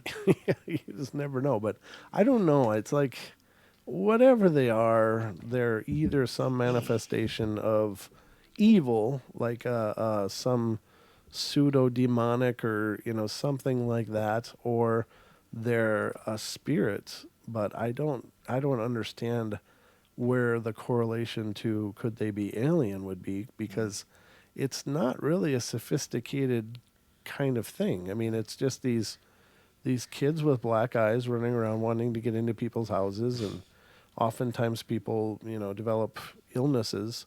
There's one story that really kind of broke my heart, and I hope it's not true. Yeah. It's the one where the woman goes in the convenience store. I don't know if she saw she goes to the convenience store, left her little kid in the back seat of the car. Oh, right. And she comes back and there's another child in the back seat of the car who's older, and looks up into the mirror and he's got black eyes, and she said, "Get out of my car," and gets him out of the car. Mm-hmm. And then when the kid's out of the car, she, said, "Why did you let that child in?" And she said, "He said he wanted to play." It's like, oh.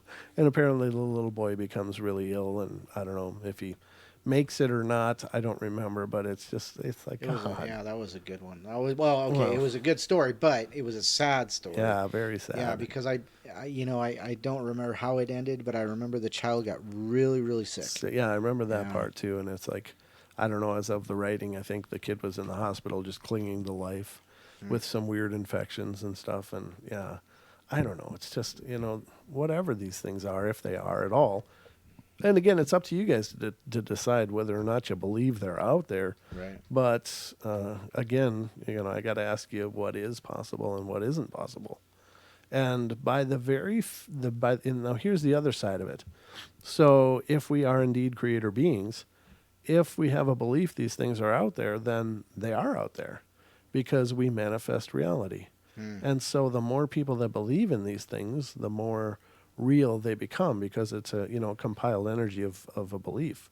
And it becomes a matrix of sorts that, can manifest. Right. And what does that mean? And, how do you negate it? Now, the one person is saying, what do you do about this? And so if they are a spiritual being, then they should be able to be bound and cast away. I mean, there should be the ability to ward your home against such things coming up to it, and whether that would be some kind of sigils charged on the outside or symbols or whatever you believe in.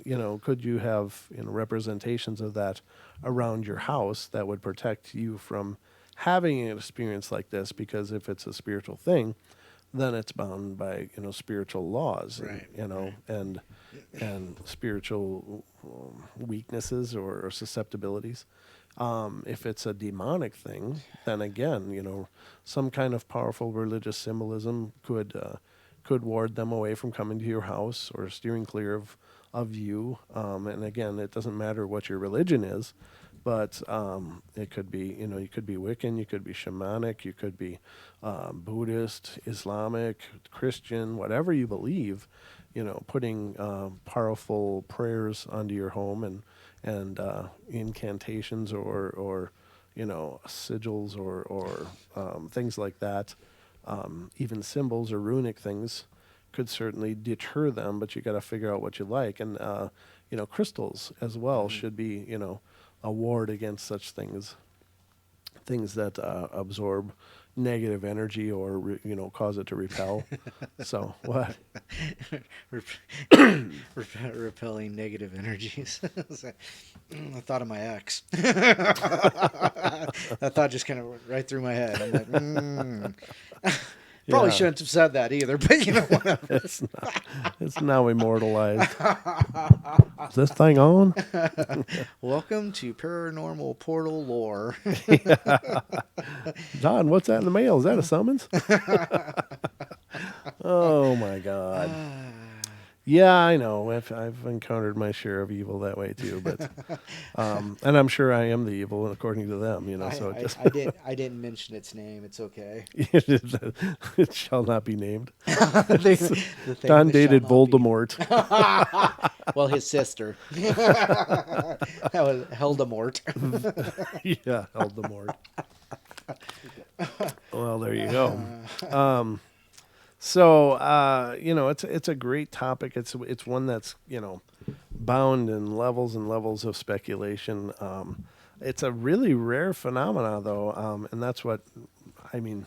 Other than a lot of creating writing, and Right. there's some sources that I don't use for the show as a rule, and one of them is creepypastas because I just don't think there are many of those that are actually real. I think they're just creative writing. Right. Longdemort. Wandamort? Lewis. Lewis said Wandamort? Longdemort. Longdemort? Yeah. So, yeah. I mean, it's just, where do you find the root of it, and how do you get past the embellishments, and Right. where do you find the real accounts? And I don't know. It seems to me, I believe Brian Bethel probably experienced something. And of course, his recounting of what he experienced kind of brought this modern version of it to life. But you have to wonder, it's like, where were they before? What were they referred to as before? Were they the vampires of old? Is that what people experienced? When you think of vampiric stuff. Oh, this one looks terrible. I think I can put this one up on the screen. Let me look at it. This is. I gotta save this image. Hold on, if I can. All right, let's see. Where am I saving this to? I want to put it on my desktop. Did your microphone die? No, I'm just not talking into it. Oh yeah, that kind of helps. Just for the record. All right, I'll read you guys what this is saying after I get it up there, but I gotta find it now because I got 15 things open on my desktop at all times. That's like those people that have like 40 million windows open. And it's like, how can you tell what you're Well, supposed to be why doing? is my computer lagging? I don't understand. I just got this computer. Shouldn't be lagging yet. Sorry. Where the hell did it go? I saved it to my desktop, but it's like gone. You probably should have looked at the name of the file. I did. I thought it started with BEK, but now I'm not finding one. Wow. Holy Lord. Let me save it again. I'm going to save it again. Where in the hell did it go? That's just weird. It like just disappeared into the blackness of the night. Turned into a million insects and disapparated. Yeah, it disapparated. Let's try it again. Okay. Save image as. Oh, it's fat and okay, hold on. Let's do this. I'll make sure okay, boom. And delete that. And saving to the desktop. Okay. Try number 2. Right? Yeah. Mm-hmm. Did you see it? What the hell's wrong with my computer? Why is it eating everything I'm trying to save? It's son of a gun. Do you see it? Wow. I mean, did it just disappeared, right? Oh wait, maybe this is it. Here it is. Oh yeah, that's it. There you go. Oh gosh, that's bright. Oh. Oh, we don't support this file format. How do you not support a JPEG? I know. Well, let me rename it. It looks like it's all screwed up on the name. All right, hold on. Let me just take out the dot everything. JPEG. Oh God, I just spilled wax all over everything.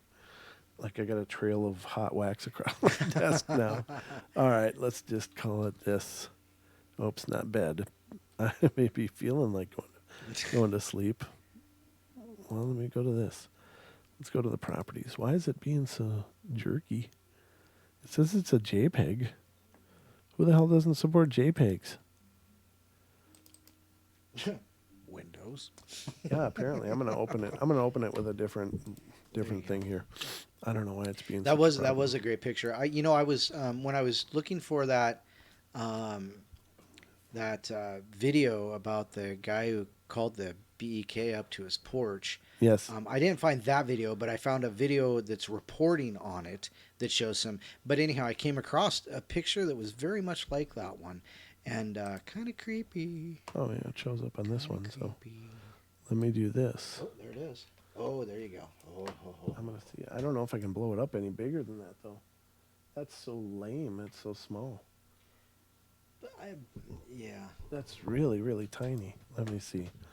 I tells ya.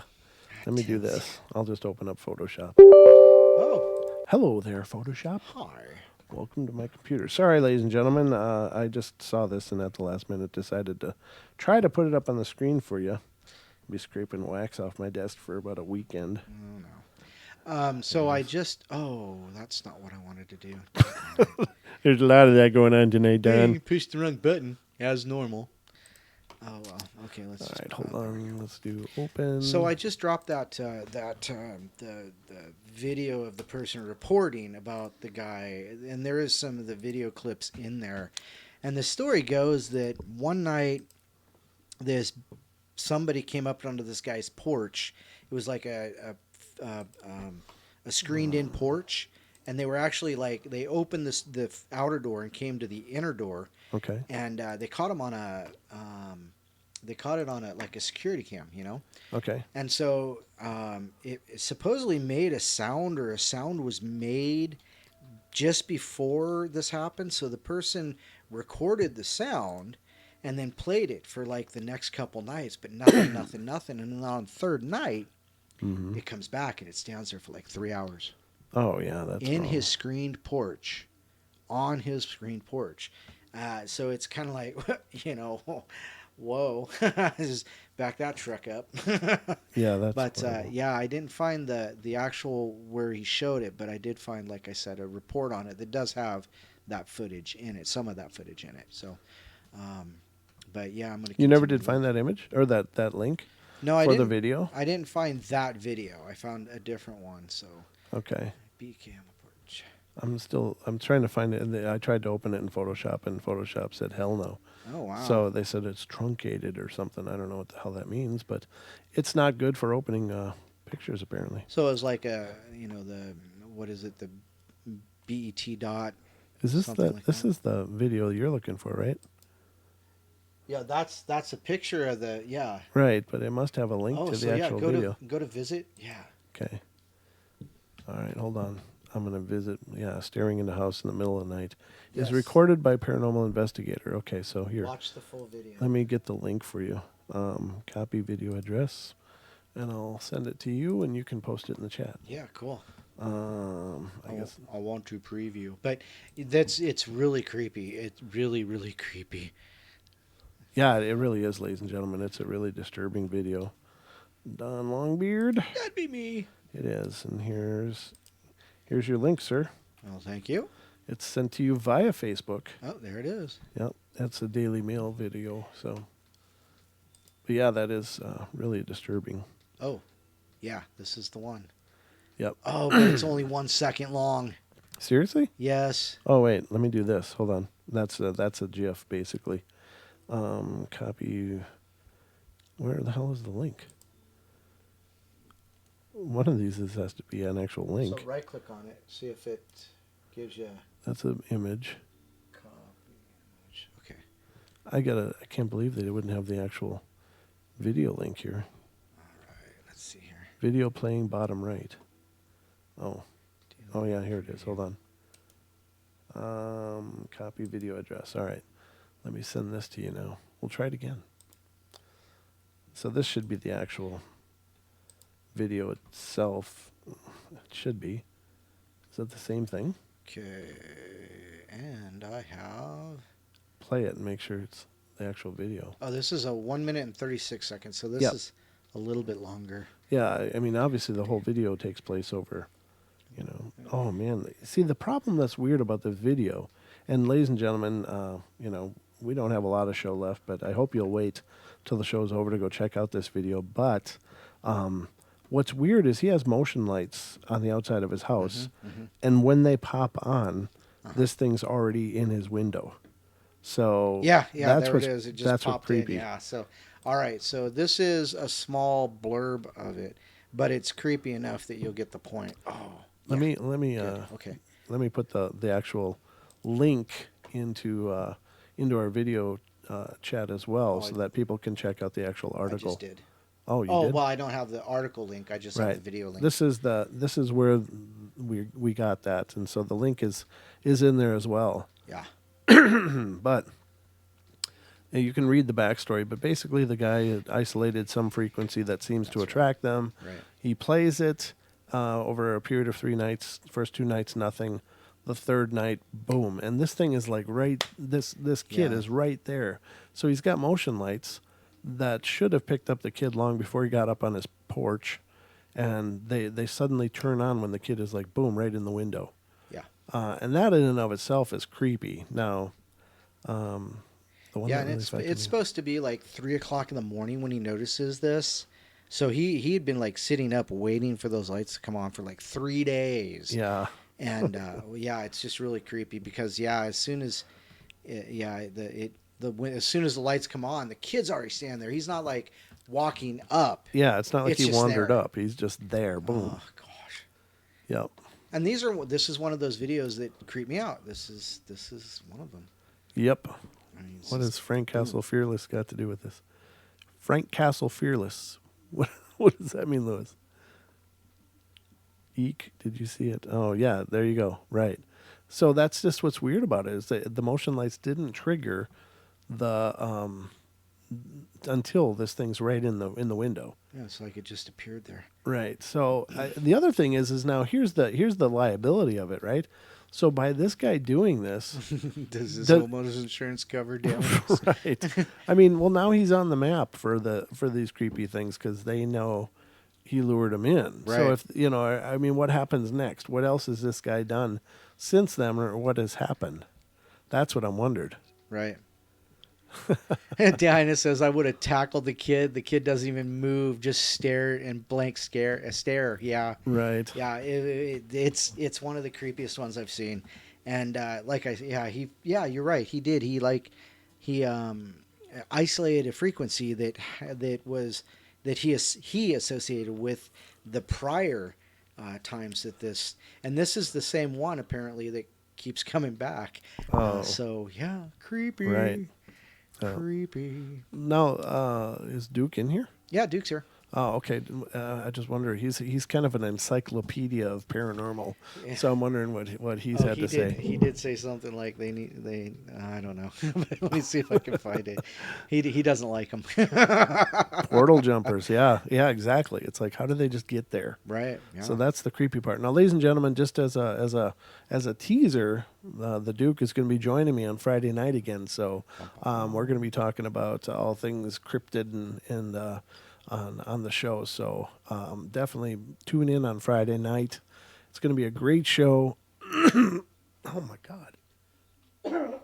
Well, he definitely says black-eyed kids are creepy. Yeah, well, that's a basic, yeah, absolutely. Right. It It is really, really bizarre. I wish I could have showed you guys. The other one that I was trying to show you was essentially, I'll read you the background of what I was trying to show you, and I guess I can put this link in the chat as well. But this one I thought was creepy. It's a creepy image. If I saw this on because some people have those doorbell things that instantly start taking pictures, and this guy caught this picture, and I don't know. This is just a disturbing freaking picture, and the picture is really small. And I tried to show it to you guys on the other screen, but this is something from the pararational.com. And he said it's Reddit user Fat and Depressed got multiple alerts on his phone that something was triggering the motion sensor on his doorbell camera. If you aren't familiar with these, they are a doorbell with automatic sensor, and it detects motion and starts taking photos. What he saw when he checked the photos he took is shocking.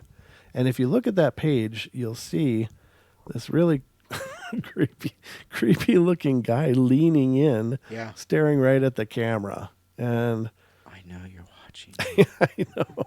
I know you're there. I mean, good God. I heard the camera click. And then apparently Fat and Depressed said, for all the PMs and comments regarding if I am alive, yes, I am. I've been very busy with a wide spectrum of things in life. Visitor never returned, thankfully. Thank you, everyone who's checked on a stranger's well-being. So really creepy, though. And you know... he'd better have a pizza in his hand if he's coming to my house.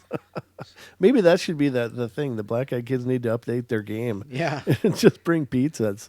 Oh, yeah, come on in. Did you bring beer? You're not getting in without beer. Come in. You got 8-year-olds showing up with 12 packs. Nothing creepy about that. Who wouldn't let them in? Hell. Is that warm or cold beer? I know. Right. Well. How long have you had that beer? Since 1942. Yeah, that's right. Because I use a telegraph. It's even got the old peel tops where you peel off that tab and and then you step on it and catch your foot open and dive. It's an old Schlitz can. That's not what we called it. Yeah, I know. But you remember that beer? Schlitz and Olympia. Oh, yeah. Schlitz Malt Liquor Bull. Yeah, Olympia. That must be from this neck of the woods, right? Yeah, it's from Seattle. Okay. You drive right past it on I-5 as you're going into Seattle. Is there still Olympia beer too? Yeah. Okay, I didn't know. I mean, I just remember that from way back, the horseshoe thing, and right. No, that's Lucky Beer. Oh, that was Lucky Beer. Okay, I'm not a beer connoisseur. I'm sorry, but yeah, I mean, it's like wow.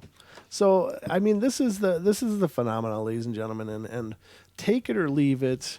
There's a lot of people convinced there's something going on.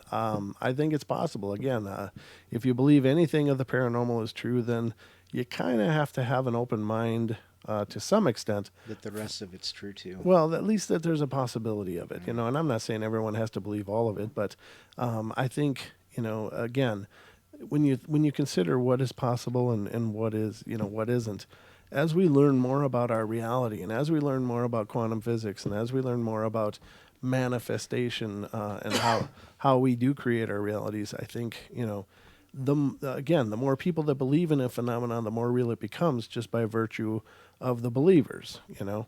And so I believe there's a lot of people that believe black-eyed kids are around, and you know, and so it's out there. It's a grab bag, but what they are, I don't know. I don't know what they are. If they're, you know, if they're a demon, a ghost, just some weird Yeah. kids with birth defects. I don't know. That's a weird birth that, defect. you know, that Well, like to bother their neighbors. They have eye tattoos now. Oh God, yeah. People get it injected into the. Into the visceral fluid of your eye. Yeah, it's like, oh man. Doctor, I can't see anything. Well, gee, I wonder why. Yeah. I don't know how I got that nasty infection. Oh, that's a whole nother show. Maybe not. Maybe not. I don't know if that's necessarily paranormal, but that's definitely body modifications are certainly a thing. In my case, it's not normal. Well, no, I don't believe it really is either. Let's see. What am I doing here? This is a woman who posted the report online, claimed to be a resident of Vermont, and her experience happened about a year before her internet posting. During an extremely hard blizzard one evening, she was surprised to hear a faint tapping on her front door. This is one I already read, though, yeah? Yeah, this is the one. Yeah, see, that's again. They repeat on so many different sites, and it's hard to know. I don't know if I read this one, though, so... A report from someone who let them in. A report from someone who let them in.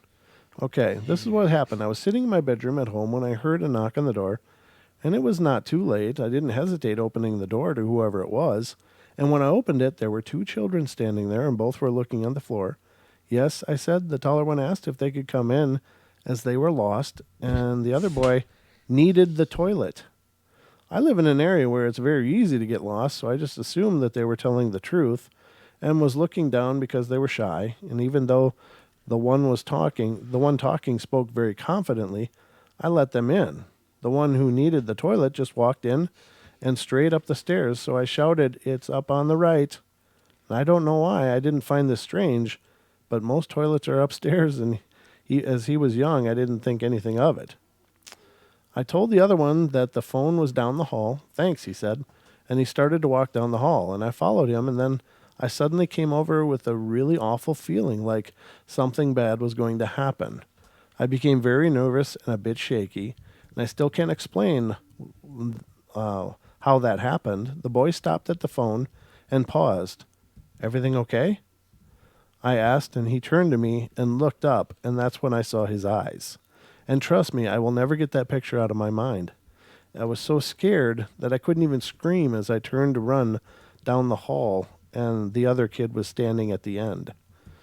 I became very dizzy and struggled to stand up, and he walked closer to me and said that they had been sent to collect me. I still couldn't bear to look into his face. I pushed away from him and ran into my front room and slammed the door shut. I was in so much shock about what was happening, I couldn't think straight.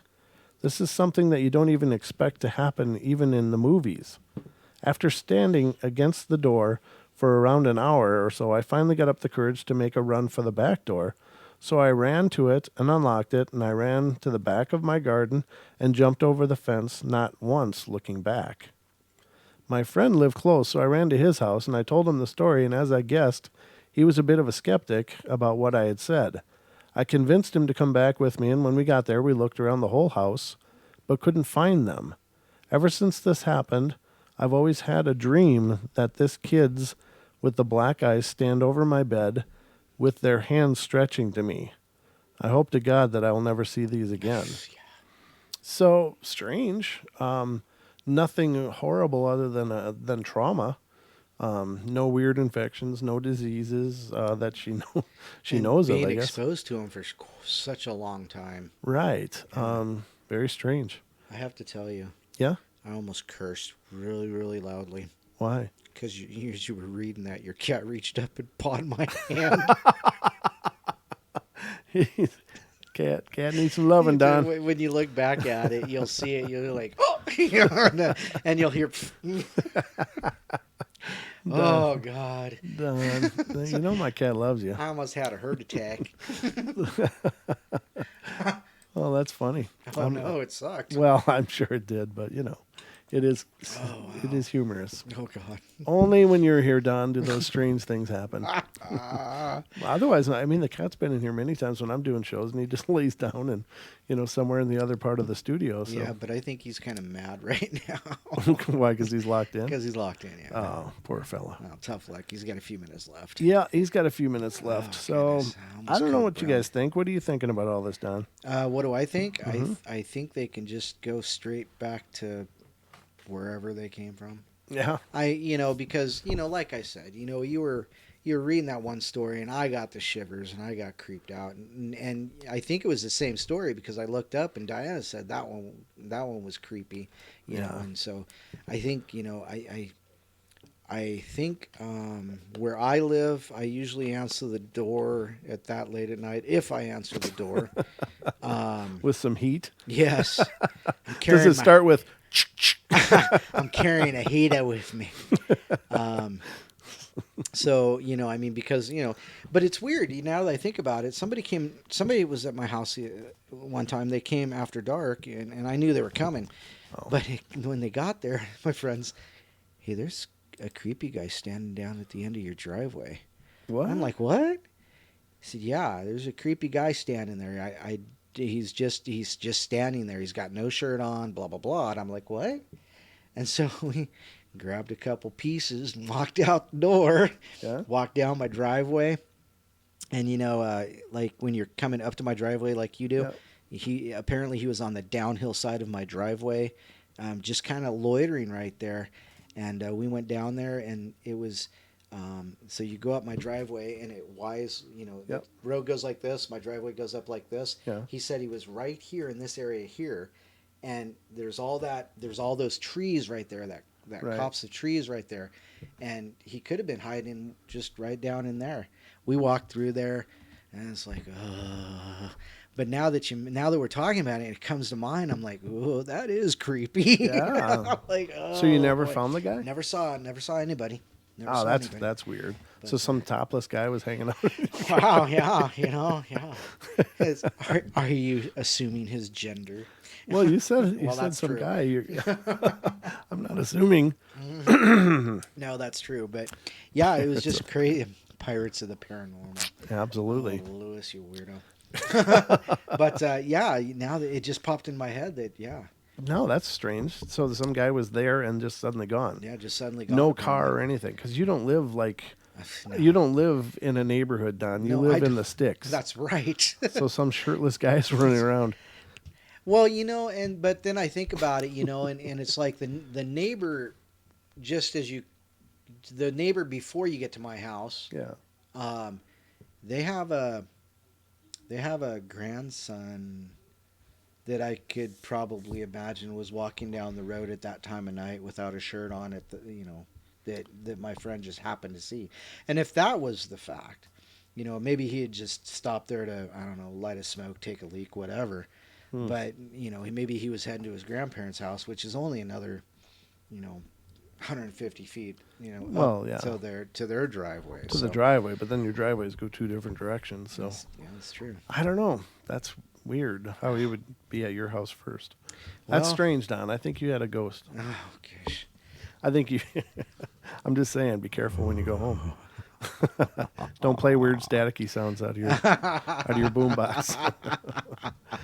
Oh, God. Wow. Okay, so anyhow, as a side note, that was creepy. That is creepy. That's strange. Now that I think about it. Yeah, I know. You might have had a black-eyed adult. Oh, boy. That's another one, ladies and gentlemen. There are allegedly black-eyed adults as well. Yes. Of course, the kids get the top billing, but the adults are just larger versions. Right. As you recall from that one story where the blizzard was happening, the kids said, our parents were here. Yeah. And in unison, and then walked out the door and down the end of the driveway where a car was waiting with what sounds like a description of a typical black-eyed, or a man in black. Mm-hmm. I mean, really, when they describe that man in a trench coat and hat, and they get in the car. So I don't know. I don't know what the deal with the adults are, but the kids are the ones that seem to have to do all the legwork. You know? So maybe it's like the Greys versus the little Greys. You know, the little Greys are like the workers, and the big I, Greys are. I was just thinking, child labor laws. Yeah, well, I don't know if they have those in the paranormal. Who can tell? Well, just saying. But I don't know about you, brother, but I think Yeah. that's about all I have pipes for tonight. And Yep. we are at about the 2 hour mark. So thank you all for Tis being here true, tis again. true. Friday night, the Duke will be coming into the portal once again. And just always an amazing discussion. Duke of Bigfoot. Sorry.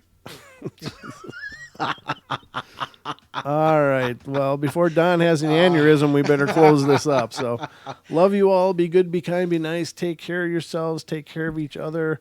And find the magic in every day. Don, anything in closing? Thank you. I won't be creeped out on the drive home tonight. He will not. I will be high beams and fog lights everywhere. All right, man. Well, you guys take care. Good night. And I'll see you tomorrow for the bedtime stories. So, we'll talk to you guys then. See you Saturday.